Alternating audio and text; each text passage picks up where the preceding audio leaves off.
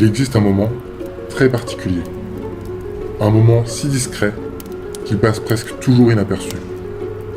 Un moment où la réalité cesse d'être la réalité que tu pensais connaître. Tout semble encore normal. Les écrans publicitaires clignotent, les téléphones vibrent dans les poches, des doigts glissent mécaniquement sur des écrans lumineux.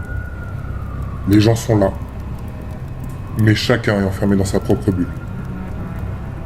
Personne ne regarde vraiment les autres. Personne ne remarque ce qui est en train de se produire. Et puis quelque chose apparaît. Pas une explosion, pas une alarme, juste une phrase, suspendue dans l'air. Une interface impossible. Un message qui n'a rien à faire dans le monde réel. Et c'est exactement comme ça que commence l'histoire du lecteur omniscient.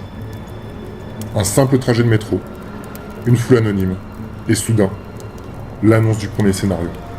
La majorité des passagers ne comprennent pas. Leur cerveau cherche une explication familière. Un bug, une publicité, une expérience étrange. Parce que tant qu'une explication existe, le monde reste stable. Moi, en tant que lecteur, je peux prendre mon temps pour comprendre, analyser et décortiquer cette situation chaotique qui, pour être tout à fait honnête, ne me touche pas vraiment, à l'inverse des personnages qui défilent sous mes yeux, et qui, contrairement à moi, sont pris dans la panique de leur propre réalité. Il y a cependant une personne qui ne réagit pas comme les autres, Kim Dok-ja. Il ne panique pas, il ne crie pas, il ne cherche pas à fuir, il observe. Parce que ce moment, il l'a déjà vécu. En tout cas, il l'a déjà vu. Pas dans la réalité, mais dans une histoire. Un roman que presque personne n'a lu. 3 façons pour survivre dans un monde en ruine. Un récit oublié. Un roman publié pendant des années sans jamais vraiment trouver son public. Sauf un, Kim Dok-ja. Pendant que les autres découvrent ce monde pour la première fois, lui connaît déjà la suite. Il connaît les règles, les catastrophes, les sacrifices, et surtout, il sait que ce moment n'est pas un accident. C'est le début d'un scénario. Et c'est exactement ici que le monde se divise. Il y a d'un côté ceux qui découvrent la situation, et de l'autre, celui qui l'a déjà lu. Les passagers autour de lui paniquent. Les regards deviennent incertains. Les voix montent. Certains cherchent quelqu'un à suivre. D'autres restent figés, incapables de comprendre. Mais pour Kim Dok-ja, tout est déjà familier. Chaque réaction devient une information. Chaque geste révèle une décision à venir. Parce que lorsque l'on connaît l'histoire, on ne regarde plus les événements de la même manière. On regarde les trajectoires. Un peu comme quand on regarde un film pour la première et la 50e fois. La première fois, on apprécie ce qui se passe sous nos yeux. Et on décortique chaque élément pour en comprendre le sens. La 5e fois, on le redécouvre avec un sous-texte nouveau ou qui a juste été renforcé par la suite de l'histoire.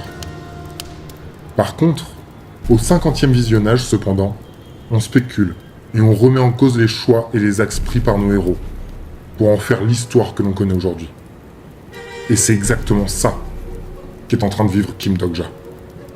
Et à cet instant précis, quelque chose change.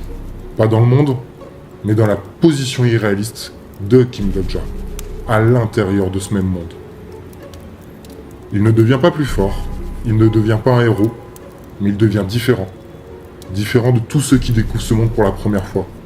Parce que parfois, la vraie distance entre les gens ne vient pas de l'espace qui les sépare, elle vient de ce qu'ils savent. Et dans ce métro rempli de passagers, une seule personne connaît déjà la fin de cette histoire. Mais connaître l'histoire ne signifie pas que la situation devienne plus simple. Au contraire, cela signifie que tu comprends déjà à quel point elle est grave. Autour de lui, la confusion grandit. Les regards deviennent nerveux. Les voix montent.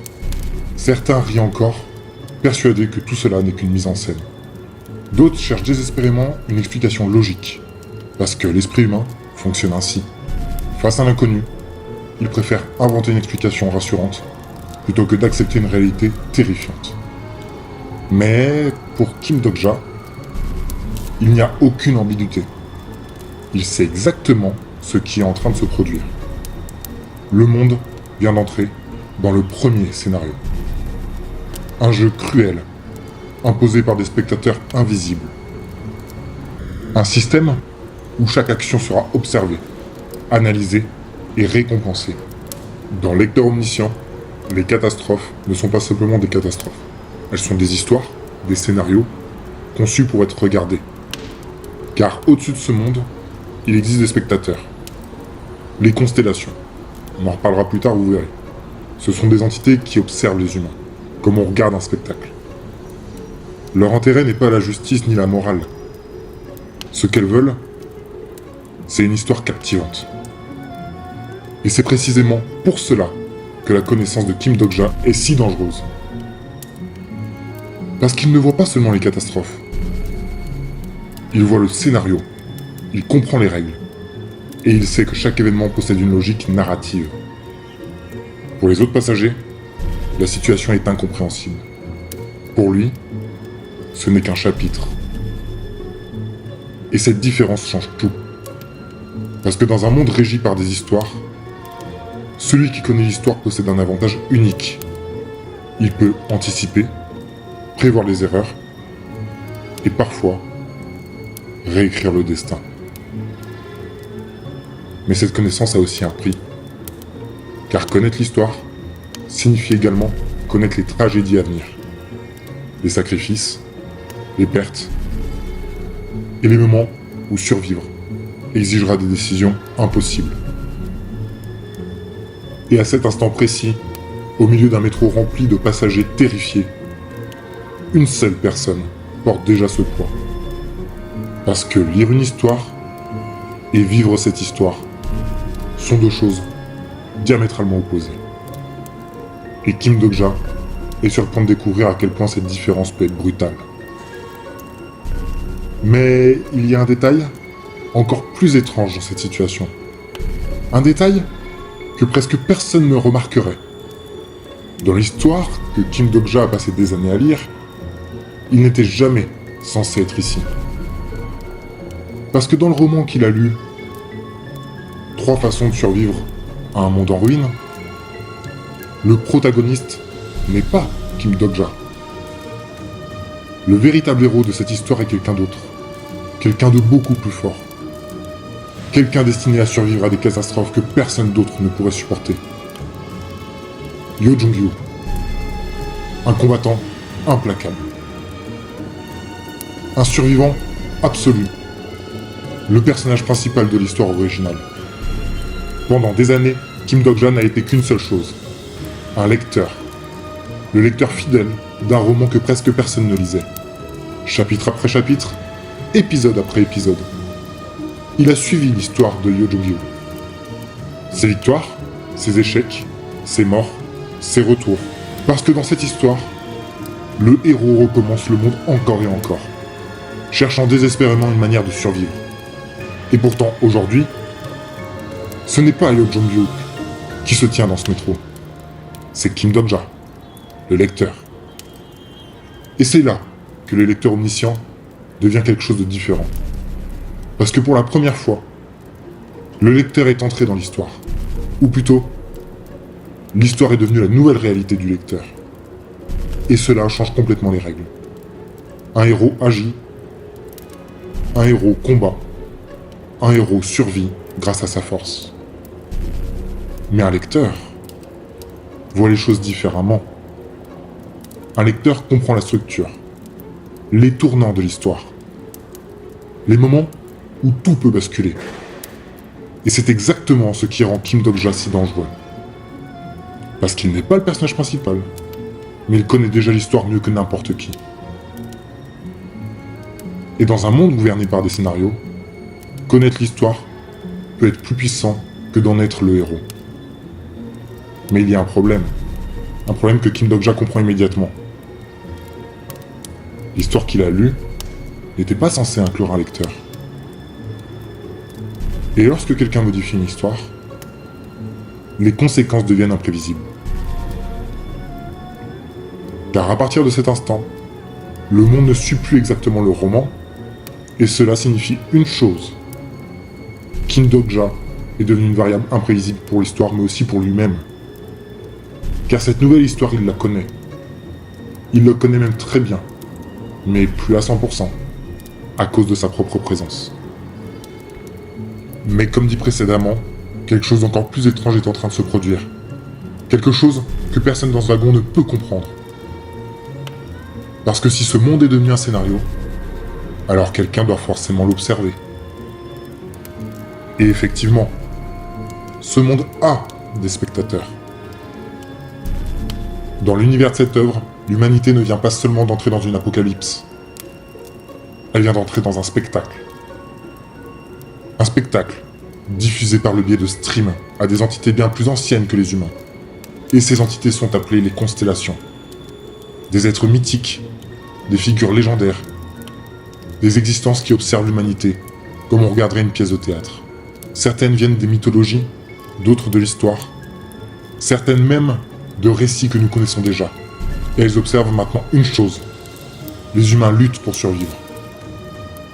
Pour elles, ce chaos n'est pas une tragédie, c'est un divertissement. Chaque combat, chaque choix, chaque sacrifice, tout devient un moment spectaculaire. Et les constellations ne sont pas seulement des spectateurs, elles peuvent aussi devenir des sponsors. Elles choisissent des humains, elles leur offrent du pouvoir, des capacités et des ressources, en échange d'une seule chose, du spectacle. Car plus un humain est intéressant, plus les constellations l'observent, et plus elles investissent en lui. Et dans ce nouveau monde, être observé peut devenir une bénédiction, mais aussi une malédiction. Parce qu'à partir du moment où quelqu'un regarde votre histoire, vous devenez un personnage. Vos choix cessent d'être seulement les vôtres. Ils deviennent une partie du récit. Et c'est exactement ce qui est en train d'arriver dans ce métro. Chaque passager, chaque survivant, chaque personne qui se bat pour vivre, devient maintenant un acteur. Mais Kim Dokja comprend quelque chose que les autres ignorent encore. Dans le roman « 3 façons pour survivre à un monde en ruine », les constellations ne regardent pas tout le monde. Elles observent surtout les histoires intéressantes, les héros, les survivants, et les gens capables de changer le cours du scénario. Et c'est pour cela que le véritable protagoniste de l'histoire originale, Yo Jong-hyuk, attire toujours leurs attentions. Parce qu'il est spectaculaire, imprévisible, et presque mythique. Mais Kim Dokja n'est pas comme lui. Il n'est pas un héros, il n'est pas un guerrier, il n'est même pas quelqu'un que l'on remarque dans la rue. Et pourtant, il possède quelque chose que personne d'autre dans ce wagon ne possède. La connaissance de l'histoire. Il sait comment les scénarios commencent, il sait comment certains personnages meurent, il sait où se trouvent les pièges, mais surtout, il sait une chose que personne d'autre ne comprend encore. Dans ce monde, ce ne sont pas toujours les plus forts qui survivent. Ce sont ceux qui comprennent l'histoire. Et pour la première fois, le lecteur n'est plus seulement spectateur. Il est devenu une variable pour les constellations. Et quand un lecteur rentre dans une histoire, l'histoire elle-même commence à changer. Si ce monde est maintenant gouverné par des scénarios, alors chaque situation possède une règle. Et ces règles ne sont pas là pour protéger les humains. Elles sont là uniquement pour créer une histoire. Et le premier scénario est assez simple. Même terriblement simple. Les passagers du métro doivent éliminer une personne. Sinon, ils meurent. Une règle brutale, presque primitive, mais c'est justement ce qui la rend efficace. Parce que ce scénario ne teste pas la force. Il teste quelque chose de beaucoup plus profond. La morale humaine. Dans une société comme la nôtre, que ce soit en France ou en Corée du Sud, tuer est impensable. C'est un crime. Une frontière que la plupart des gens refusent de franchir. Mais dans ce nouveau monde, refuser de tuer signifie mourir. Alors, une question apparaît. Une question que chaque personne dans ce métro doit affronter. Est-ce que survivre justifie tout ? Est-ce que vivre vaut le prix d'une vie humaine ? Ce moment marque une rupture fondamentale. Parce que jusqu'à maintenant, le monde fonctionnait sur des lois, des institutions, des règles morales construites au fil des siècles. Mais ces structures viennent de disparaître. Et lorsqu'elles disparaissent, ce qui reste, c'est la nature humaine. Certains paniquent, certains refusent d'y croire, certains supplient. Mais très vite, quelqu'un comprend la logique du scénario. Quelqu'un comprend que l'hésitation tue. Et c'est là que la réalité du nouveau monde apparaît. Dans un système conçu pour produire du spectacle, la tragédie est inévitable, car les constellations observent, Et pour elle, ce moment est fascinant. Des humains ordinaires, forcés de choisir entre leurs principes et leur survie. Et c'est exactement le genre de moment que les spectateurs adorent. Mais toujours au milieu de ce chaos, Kim Dok-ha ne panique pas, parce qu'il connaît déjà cette scène. Il l'a lue des années auparavant, dans le roman où il est le seul lecteur. Il sait comment ce scénario se déroule normalement, il sait qui agit, il sait qui meurt. Mais il sait aussi quelque chose d'encore plus inquiétant. Dans l'histoire originale, ce moment marque le début d'un monde où l'humanité va lentement perdre son humanité. Parce qu'une fois qu'un humain a franchi cette frontière, il devient plus facile de la franchir à nouveau. Encore et encore. Et c'est là que la question centrale du lecteur omniscient apparaît vraiment. Dans un monde où la survie exige de devenir cruel, est-il encore possible de rester un humain? Kim Dok-ha comprend maintenant la réponse à cette question, qui déterminera tout le reste de l'histoire. Et c'est précisément pour cela qu'il décide d'agir. Alors que le métro s'immobilise, le temps semble ralentir. Chaque regard, chaque hésitation est amplifié. Les passagers paniquent, et pour Kim Dok-ha, le chaos est familier. Il connaît le script, il sait qui va flancher et qui va céder. Et c'est exactement ce qui fait sa force. Car contrairement aux autres, il a un avantage que personne d'autre n'a. La connaissance des scénarios, des réactions humaines et du futur. Alors il commence à agir. Pas par instinct, pas par courage, mais par stratégie. Il choisit ses mots avec soin. Il choisit ses gestes avec précision. Et lentement, il modifie le flux de l'histoire. Car ce n'est pas encore le moment de briller. C'est le moment d'observer et d'orienter. Il y a même un petit sourire imperceptible qui effleure ses lèvres. Il sait que chaque décision qu'il prend maintenant peut sauver une vie, ou en condamner plusieurs. Mais il sait aussi quelque chose d'encore plus important. Dans ce monde, la morale est relative. Et la survie est la seule loi. Car il commence à manipuler le scénario. Un mot ici, un regard là, une pression subtile sur ceux qui hésitent. Et peu à peu, le métro cesse de sombrer dans le chaos. Pas grâce à la force, pas grâce à un miracle, mais grâce à la lecture et à la prévoyance. Et c'est là qu'on comprend la différence entre le lecteur et un héros. Le héros improvise, le lecteur prédit, anticipe, influence. Et Kim Dok-ha est à la croisée des chemins. Chaque mouvement qu'il fait, chaque mot qu'il prononce, devient une stratégie. Il ne sauve pas seulement des vies, il construit le futur. Parce que dans ce monde, celui qui connaît l'histoire contrôle l'histoire. Le métro, lui, reste toujours plongé dans la peur. Les minutes passent, le silence est lourd, la tension est palpable. Et alors, un jeune homme se dresse. Il ne porte pas de cape, il ne détient pas de pouvoir mystique. Il porte simplement une colère et une certitude irrationnelle. Son nom, Kim Nam-woon. Avant tout le monde, il est celui qui accepte l'idée que quelqu'un va devoir tuer pour survivre. Pas parce qu'il sait ce qui se passe, mais parce qu'il croit que l'instinct humain est le seul moyen de s'échapper à cette mort imminente. Il voit une vieille femme au milieu du wagon, et sans hésiter, il l'attaque. Les autres sont choqués, certains reculent, d'autres regardent, terrifiés. Mais Nam-woon, lui, il ne voit plus un être vivant. Il voit une nécessité. Parce que dans l'esprit de Nam-woon, si le scénario veut un meurtre, alors la seule issue est de tuer un autre être humain. Et c'est là que la situation devient dangereuse. Parce que dans sa détermination, il est prêt à frapper, encore et encore, jusqu'à que quelqu'un soit mort. Alors que pour Kim Dok-ha, c'est une scène qu'il a lue et relue. Il sait que Nam-woon est l'un des 2 survivants de ce wagon dans l'histoire originale. Mais pas cette fois. Et il voit que peu à peu, le groupe commence à suivre Nam-woon.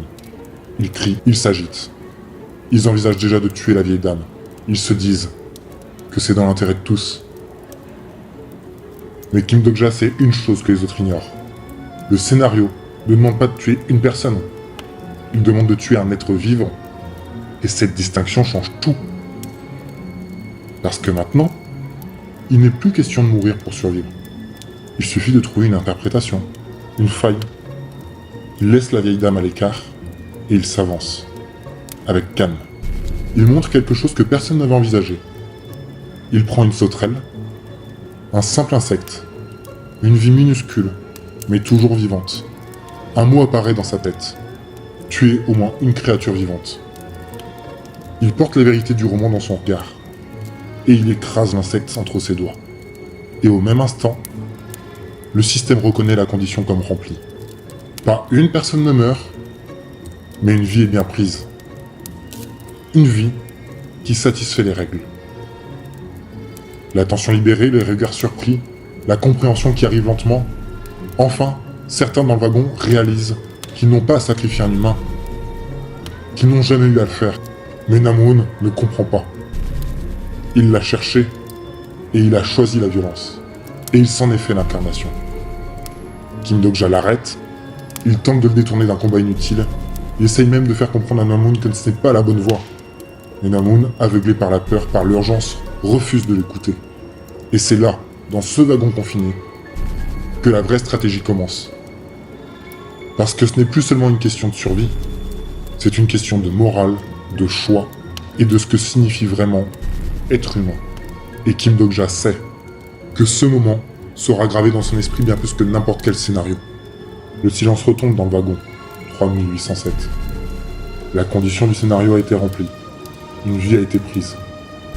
Mais ce n'est pas la fin de la tension. Assis dans un coin, haletant, les yeux rouges, il y a Kim Namoun. Un survivant potentiel, un homme qui aurait pu changer le destin de ce wagon. S'il avait compris une seule chose. Dans l'œuvre, Kim Namoun n'a pas survécu parce qu'il était fort. Il n'a pas survécu parce qu'il était utile. Il a survécu parce que le scénario ne l'a pas tué immédiatement. Mais sa présence ici n'est pas un gage de stabilité. Avant même que la panique ne commence, Namoun avait une idée fixe. Il fallait tuer un être humain pour réussir. Cette certitude l'a poussé à attaquer une vieille dame. Il pensait que seule la violence humaine pouvait satisfaire la condition. Il n'a jamais cherché une voie plus intelligente. Il n'a jamais essayé de comprendre la mécanique du scénario. Il a réagi avec peur, rage et instinct. Et cela a mené à une lutte contre Kim Dokja, une lutte inutile, une lutte basée sur un manque de compréhension. Quand Namoun propose à Dokja de faire équipe, ce n'est pas une offre de coopération, c'est juste une preuve d'une impulsivité dangereuse. Parce qu'il pense qu'il faut combattre, qu'il faut tuer, qu'il faut se battre, sans chercher une alternative. Kim Dokja regarde Namoun, et il voit cette même impulsivité qu'il a lue à l'époque. Celle qui mène souvent à des fins tragiques. Dokja, lui, n'était pas né stratège. Il le devient parce qu'il a lu, parce qu'il sait, parce qu'il comprend. Namoun, lui, n'a jamais compris. Son instinct, son impulsion, sa réaction brutale, tout indique une variable instable. Une force imprévisible dans un monde où l'imprévisibilité coûte la vie. Alors Kim Dokja prend une décision. Il ne l'aide pas, il ne le convainc pas. Et ce n'est pas parce qu'il n'a pas de cœur. C'est parce qu'il sait que Namoun deviendrait, si on le laisse survivre, un poids, une erreur, une source de panique, mais surtout, une variable incontrôlable. Que ce soit dans les prochains scénarios, dans les décisions les plus difficiles, avec des règles plus cruelles, un allié comme Namoun ne serait pas une aide, ce serait un danger. La survie, ce n'est pas simplement rester en vie. La survie dans ce monde, c'est comprendre comment vivre, pas seulement comment exister.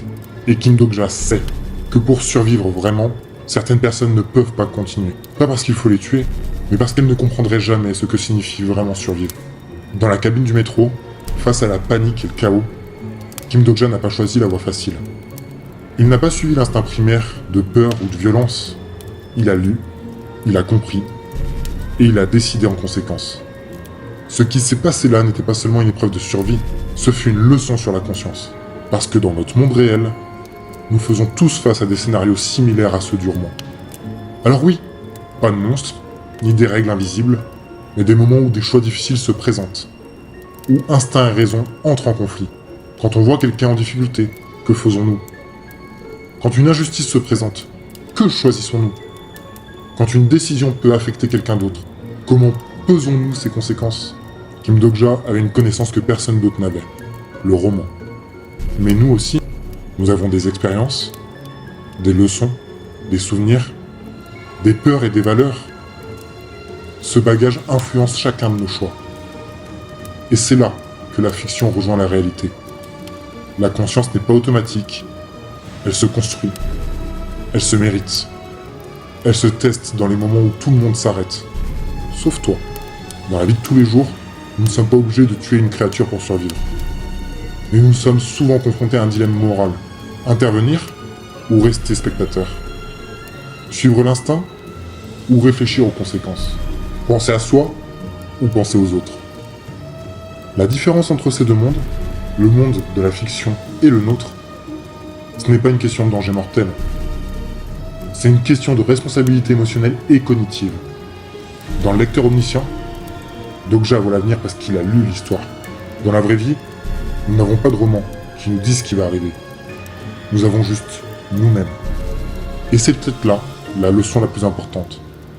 La connaissance est un pouvoir, la conscience est un fardeau. Et faire le choix en pleine conscience, cela demande du courage. Parce qu'à chaque instant, nous créons notre propre scénario. Chaque décision modifie la trajectoire de notre vie, et aussi parfois celle des autres. Kim Dokja a choisi de ne pas suivre l'instinct aveugle. Il a choisi de penser, d'analyser et de comprendre. Et cela l'a rendu différent. Pas seulement plus fort, mais responsable. Et dans notre monde, le plus important c'est de décider. Est-ce que je choisis la facilité ou la conscience? Est-ce que je pense seulement à moi ou aussi à ceux qui m'entourent? Ce n'est pas parce que nous voyons le monde chaque jour que nous le comprenons réellement. Comprendre notre réalité exige le même courage que celui qu'on demande à un protagoniste d'Apocalypse. Le courage de faire un choix éclairé, même quand personne ne regarde. Tu te souviens de ce moment dans le métro? Pas comme un plan scénarisé, pas comme une scène dramatique, mais comme une idée qui te revient encore et encore. Un choix, juste un choix, une seconde de décision, et tout change. J'ai souvent pensé à ça, à la façon dont une seule action, une seule, peut modifier toute une vie. La mienne, la tienne, et ceux que l'on croit sans même y penser. C'est ce qu'on appelle parfois l'effet papillon. La théorie du chaos dit que le battement d'aile d'un papillon peut déclencher un ouragan à l'autre bout du monde.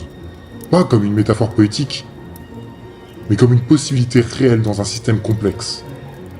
Un système où tout est connecté. Alors je me demande, qu'est-ce qui se passe quand on choisit de regarder plutôt que de fuir? Quand on prend une décision réfléchie, plutôt que celle dictée par l'instinct? Quand on préfère l'interprétation à la réaction? Peut-être que ce n'est pas uniquement une question de survie. Peut-être que c'est juste une question de trajectoire invisible. Parce qu'à chaque fois que tu choisis de parler, chaque fois que tu choisis de te taire, chaque fois que tu regardes quelqu'un dans les yeux, ou que tu détournes le regard, tu crées quelque chose. C'est étrange, n'est-ce pas? On imagine parfois que nos vies sont comme des lignes droites, des chemins simples, avec un début et une fin. Mais ce n'est pas vraiment ça. Nos vies ressemblent plus à un filet infini de possibilités, où chaque instant, chaque respiration, chaque décision est un nœud, un point de divergence, une possibilité ouverte. Et si ce que Dokja a compris dans l'histoire, ce n'est pas seulement comment survivre, mais comment penser? Et si la vraie question ne ressemblait pas à « Que ferais-tu si tu pouvais voir l'avenir ?» mais plutôt « Que ferais-tu si tu savais que chaque instant crée une myriade d'autres instants ?» Parce que si ce que nous faisons maintenant peut provoquer des changements imperceptibles ailleurs, alors rien n'est vraiment anodin. Tu n'es pas un spectateur dans ta propre histoire. Tu es l'auteur. Et ta vie est ce livre que personne d'autre ne peut écrire à ta place. Alors je me demande parfois, qu'est-ce que cela signifie d'être libre? Est-ce simplement pouvoir choisir entre A et B? Ou est-ce quelque chose de bien plus vaste? Comme déterminer quel genre d'impact tu veux laisser? Ce qui me fascine dans l'effet papillon, ce n'est pas tant le chaos qu'il évoque, mais l'idée que chaque chose est reliée. Que ton silence peut être entendu ailleurs. Que ton sourire peut déclencher une réaction en chaîne. Qu'un détail que tu oublies devienne un souvenir quelque part. Que chaque choix que tu fais est une pierre que tu lances dans l'eau de la vie. Alors la grande question, et je te laisse avec ça, pas comme un professeur, pas comme une doctrine, mais comme une pensée qui se perd dans ses propres recoins. Si chacun de tes choix pouvait changer quelque chose que tu ne vois pas encore, comment choisirais-tu? Choisirais-tu en restant fidèle à toi-même? Choisirais-tu par peur ou par conscience? Choisirais-tu pour toi ou pour ceux qui pourraient être affectés par le battement d'ailes invisible de ta propre décision?